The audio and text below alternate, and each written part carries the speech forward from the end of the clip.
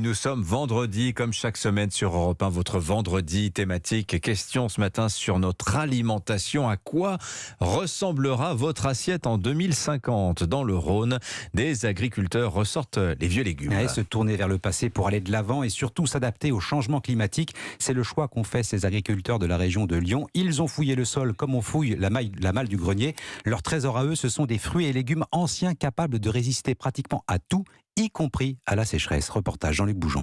Dans son exploitation, Vincent Galliot teste en permanence de nouvelles graines qui sont en fait d'anciennes variétés de légumes oubliées depuis des décennies.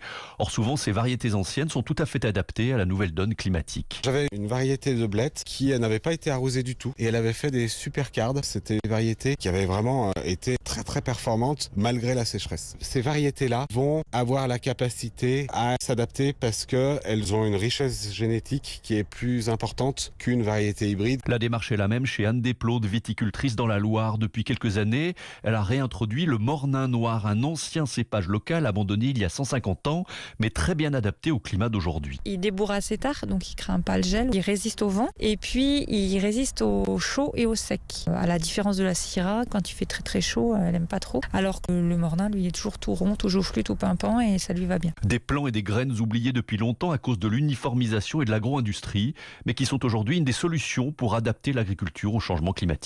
Jean-Luc Boujon, correspondant d'Europe 1 en Auvergne-Rhône-Alpes.